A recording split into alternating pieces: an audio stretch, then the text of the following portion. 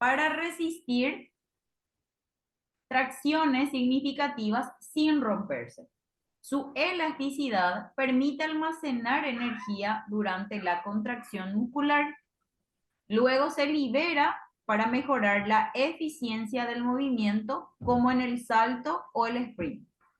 Entonces, nuestro cuerpo entonces tiene esa capacidad para poder generar contracción rápida y una relajación rápida, en teoría.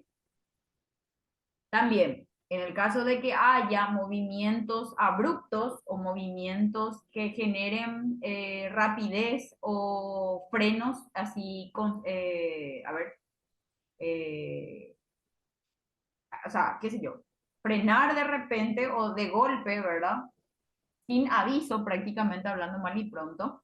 Entonces, tiene esa capacidad entonces para resistir la tracción y para extenderse también en cuanto a su forma. Por eso la elasticidad, ¿verdad? Eso evidentemente lo logramos gracias a estos músculos, ligamentos, tendones y la piel misma. Hay que decir que le dejamos de lado a la piel, pero no sé si en algún momento les pasó, por ejemplo, que qué sé yo, haciendo caminata, por ejemplo, le salió una ampolla en el pie. Evidentemente es una lesión a nivel del tejido epidérmico. Entonces, ese tipo de lesiones, por ejemplo, ya va a afectar a la actividad que se está realizando. Entonces, tampoco le podemos dejar de lado a la piel cuando hablamos de tejidos blandos. Adaptación al entrenamiento. Con el entrenamiento regular, los tejidos blandos pueden adaptarse, volviéndose más fuertes y más resistentes.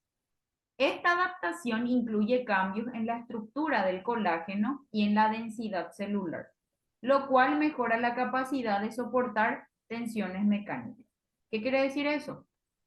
Que a la par que nosotros le vamos adaptando a un tejido blando, a una intensidad moderada, con una carga progresiva, en un entrenamiento, qué sé yo, constante, por decirlo así. Entonces, el cuerpo o el tejido blando en este caso se va a ir adaptando a esa situación, a ese intervalo de situaciones que va generando dentro del tejido muscular. Muchas veces ocurre esto, no precisamente, o sea, no solo cuando uno literal está realizando actividad física, ¿verdad? Que sé yo, estoy alzando pesas constantemente, por lo menos 3 veces a la semana estoy haciendo cuádriceps, 2 veces a la semana estoy trabajando brazos, bíceps, por ejemplo, con un, qué sé yo, una intensidad moderada, una carga progresiva y demás, ¿verdad? Entonces, el primer día quizás, cuando estamos realizando el entrenamiento, todavía no se va a adaptar el cuerpo. Al siguiente día quizás le dejamos reposar a ese segmento muscular que estuvimos entrenando un día antes y trabajamos ahí. Por eso es que usualmente se entrena de ese modo en el gimnasio. Un día inferior al otro día superior, por ejemplo, y se va intercalando. Por ejemplo, entonces, lunes comencé con cuádriceps y miércoles voy a retomar con isquiotibiales, por ejemplo. No es que cuando yo estoy trabajando isquiotibiales, solamente mis isquiotibiales están contrayéndose y relajándose. No. Evidentemente ahí también están trabajando otros grupos musculares de manera sinérgica o de manera antagónica, ¿verdad? Entonces, sí o sí, por más que yo esté trabajando solamente isquiotibiales, va a haber momentos en donde yo voy a sentir que otros grupos musculares míos también están ayudando al entrenamiento o a ese tipo de ejercicio específicamente.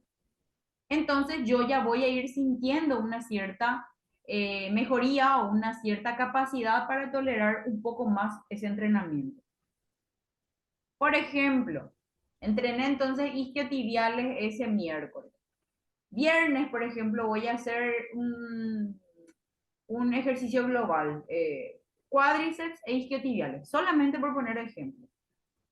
Ese tercer día de entrenamiento, yo ya voy a estar con más fuerza como para poder ir justamente aumentando de manera progresiva la intensidad quizás de lo que estoy alzando, de lo que estoy entrenando. No les digo en peso, en cuanto al peso. Les digo en cuanto a repeticiones, en cuanto a series quizás. Entonces, posterior a eso, se va a ir adaptando el cuerpo otra vez. Y los músculos o los tejidos blandos generalmente en el descanso, en el reposo, empieza a trabajar mejor. No, es que cuando yo estoy haciendo ahí mis 20 repeticiones de qué sé yo, de bíceps, mi bíceps está ahí full time, ¿verdad? No. Durante el reposo se va formando las fibras de colágeno o las estructuras de colágeno y otras propiedades más que va a ir necesitando el músculo para justamente generar mayor densidad celular, perdón. Aplicación en el deporte. Todo esto que estamos viendo entonces, ¿cómo se aplica en el deporte?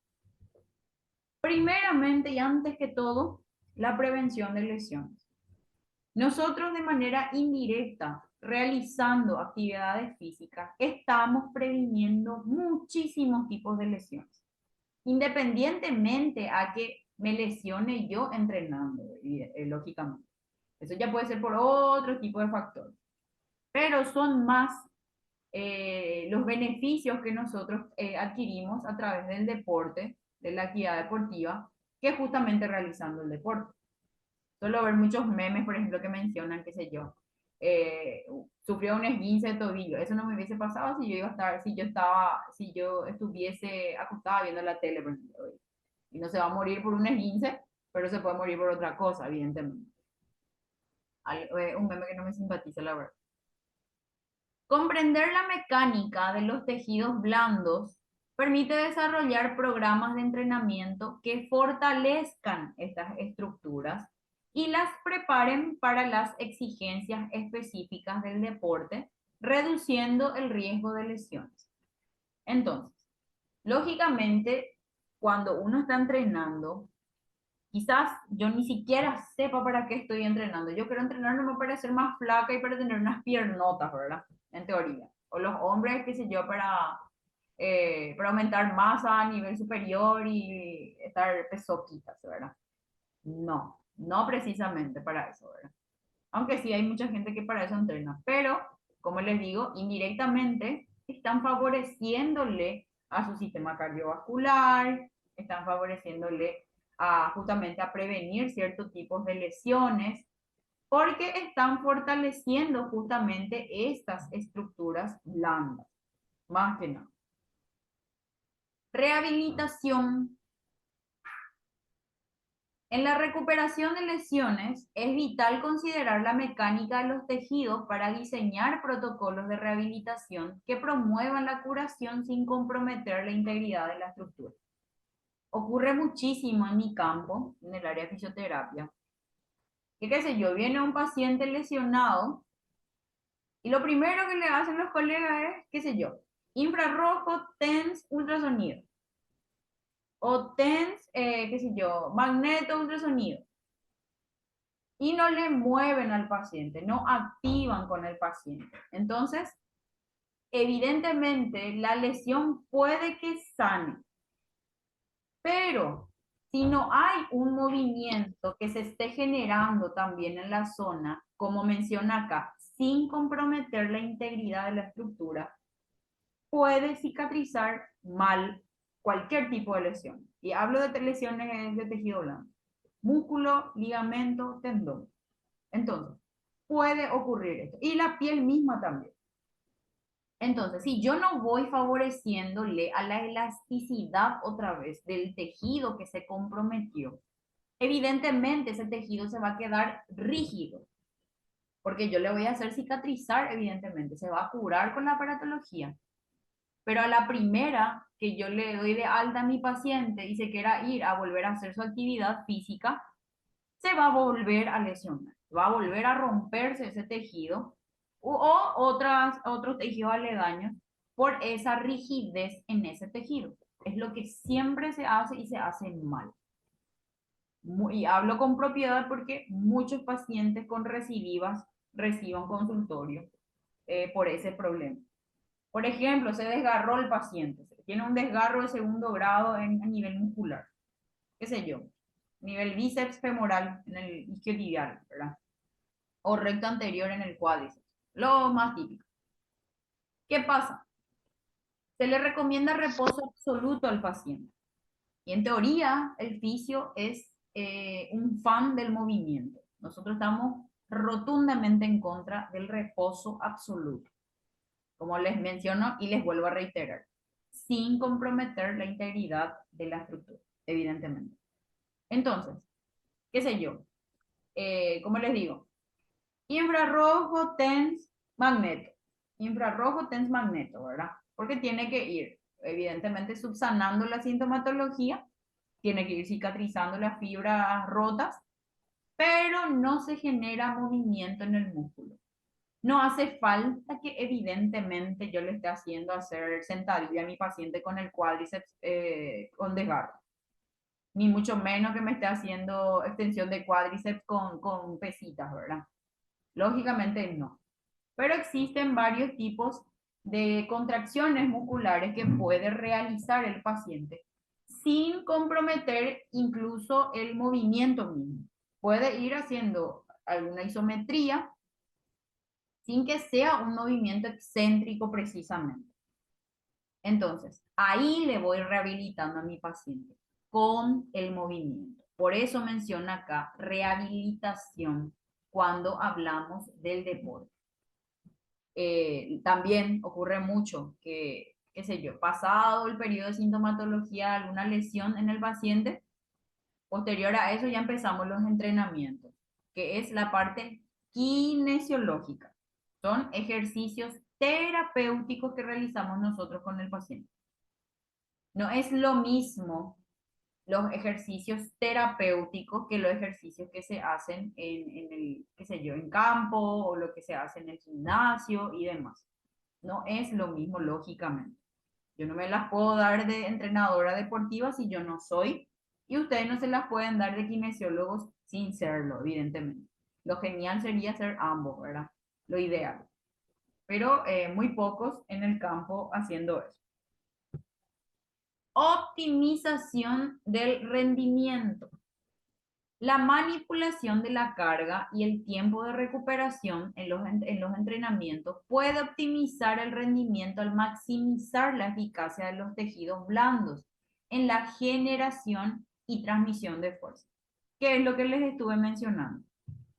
Durante ese tiempo de recuperación que tiene el paciente, ya podemos ir potenciando grupos musculares aledaños o el mismo grupo muscular lesionado. Como les digo, el cuádriceps, por ejemplo, habíamos visto no recuerdo si en anatomía o fisiología, bueno, habíamos visto que consta de cuatro fibras musculares, cuatro grupos musculares, ¿verdad? Vasto interno, vasto externo, recto anterior y crural. De entre esos cuatro, el que siempre se lesiona, recto anterior. Entonces, si bien el recto anterior nomás con lo que está desgarrado, ¿por qué Angapi con los otros tienen que estar en reposo absoluto? Es la cuestión. Y peor aún, toda la pierna, porque había sido Anga, luego le dice el traumatólogo al paciente, reposo absoluto. Le enyesan sí que ya. Mismo, cuando ahí sufren esguince ya les enyesan también. Nada que ver. Pero bueno, cada uno con su cada uno. Potencia muscular es el producto de la fuerza y la velocidad y es clave para el rendimiento deportivo. Los atletas entrenan para maximizar la potencia en gestos específicos de su deporte. ¿Se entiende hasta acá, chicos? Están muy calladitos.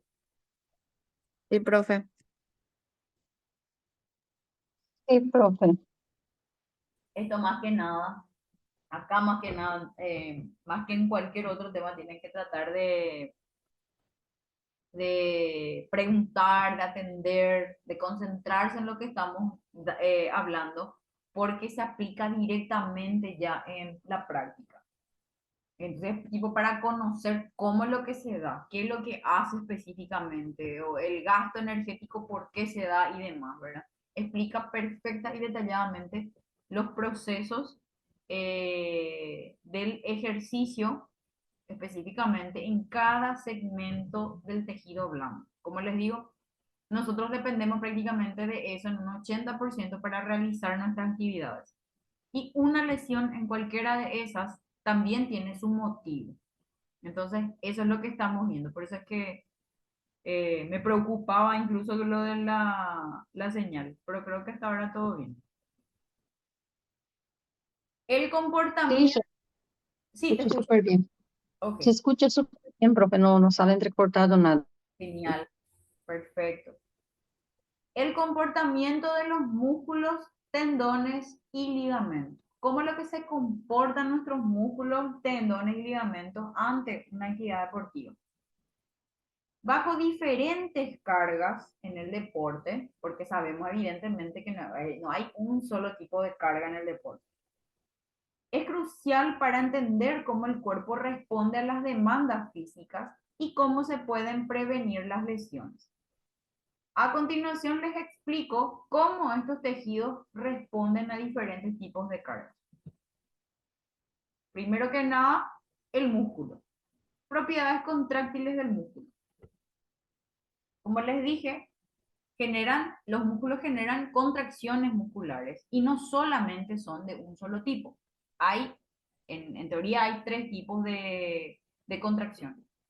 La contracción muscular es cuando los músculos, hablando redundantemente, se contraen mediante la interacción de filamentos de actina y miosina dentro de las fibras musculares. Entonces, hay una interacción, trabajan en conjunto actina y miosina para generar la contracción. Este proceso, conocido como el ciclo de los puentes cruzados, es fundamental para la generación de fuerza. Entonces, entra actina, sale miosina. Entra actina, sale miosina. Tipos de contracción. Tenemos la contracción isométrica, la concéntrica y la excéntrica. La isométrica es cuando se genera la fuerza en el músculo, pero sin cambiar su longitud, como al mantener una postura. A ver, por ejemplo, cuando famoso decimos endurece la panza, estamos generando una contracción a nivel abdominal, músculo abdominal, ¿verdad? Pero no necesariamente nosotros nos estamos agachando o nos estamos flexionando para que se genere el movimiento. No sé si se entiende.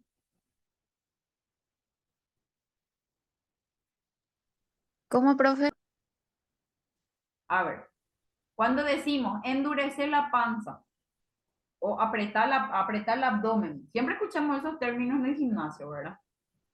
Cuando generamos esa Sí. tensión a nivel de ese músculo, en el caso del abdomen, cuando generamos esa tensión a nivel muscular abdominal, sin hacer, por ejemplo, abdominales, no precisamente me estoy flexionando hacia la pierna, levantándome y bajándome, o levantando arriba y abajo Antes, la profe. pierna. Esos pues son los movimientos que en teoría se realizan para generar tensión a nivel abdominal, ¿verdad? Hacemos, qué sé yo, Sí. nos acostamos boca arriba y levantamos las piernas, alzamos, bajamos. Al alzar y al bajar las piernas extendidas, estamos trabajando abdomen. Cuando hacemos completo o hacemos cortito, ¿verdad? O también cuando flexionamos la rodilla y nos levantamos, de estar acostados, boca arriba, nos levantamos, nos sentamos y nos sujetamos de las rodillas. Los típicos abdominales, ¿verdad? Esos movimientos, en teoría, son movimientos. Uno, la concéntrica, que es cuando el músculo se acorta mientras genera fuerza. Como justamente cuando nosotros estamos levantándonos a abrazar la pierna cuando estamos haciendo abdominal. Ese sería un movimiento concéntrico. ¿Por qué? Porque nos centramos en el abdomen, en acortar el músculo y generar tensión y fuerza en el músculo.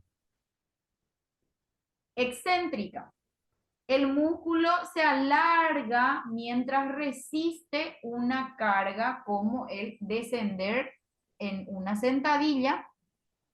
Esta contracción es clave para la absorción de energía y la prevención de lesiones. Les voy a poner otro ejemplo acá para que se entienda mejor. A ver, cuando estamos realizando bíceps, ejercicio de bíceps, al alzar y al bajar el brazo, cuando alzamos estamos generando una contracción concéntrica. Y al estirar el brazo, al volver a bajar el brazo, estamos generando una contracción excéntrica. Entonces, en la isométrica no se realiza movimiento para generar tensión muscular, que es lo que hacemos, por ejemplo, cuando nos colocamos en plancha. ¿Se entiende? Sí, yo justamente iba a hablar de la plancha. Sí. Cuando hacemos plancha, cuando nos colocamos boca abajo, estamos haciendo el ejercicio de plancha, estamos generando una tensión y una contracción a nivel abdomen, ¿verdad? Esa es una isometría a nivel del cuádriceps, a nivel del abdomen. Cuando yo estoy haciendo abdominales, los abdominales tradicionales, estoy haciendo contracciones concéntricas cuando yo me acerco a la pierna flexionada y excéntrica cuando yo me acuesto otra vez. Ahí ya les redundé todito como para que se entienda. ¿Le cacharon? Sí, profe. ¿Se entendió? Súper bien, profe. Excelente. Esto habíamos visto en fisiología, en el sistema muscular. Muy bien, entonces, a nivel, en cuanto a las propiedades contráctiles del músculo, entonces, ya sabemos.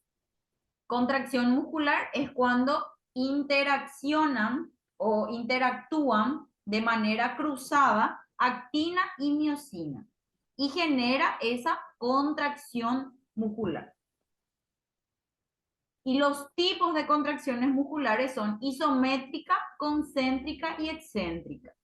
Isométrica cuando se genera la tensión a nivel del músculo sin generar movimiento específicamente. Concéntrica cuando yo me acerco, cuando yo acorto el músculo para generar tensión. Y la excéntrica cuando yo alargo ese músculo y también generando una cierta fuerza, una cierta resistencia al músculo. Bueno, relación fuerza-velocidad en cuanto al músculo. Hay una curva fuerza-velocidad. Esta relación indica que a mayores velocidades de contracción, la fuerza que puede generar el músculo disminuye y viceversa. Este principio es fundamental en deportes que requieren explosividad, como el levantamiento de pesas o el sprint. Entonces, a mayores velocidades de contracción, la fuerza que puede generar el músculo disminuye. Y también, cuando generamos mucha fuerza a nivel muscular, no podemos realizar la contracción o el movimiento muy rápido tampoco. Se va a cortar en menos de un minuto y nos volvemos a conectar para continuar con esto. ¿Está bien? Sí, profe. Ok. Ya está Ana y César, he visto. Sí, sí, estoy escuchando, profe. Muy bien, ya voy a puntuar nomás también entonces, porque ya llamé la lista por si se cortaba mi enlace, porque estoy con Sí, mala señal. escuché, pero estaba manejando Ok, ok. y no podía atender. Ya. No, no pasa nada.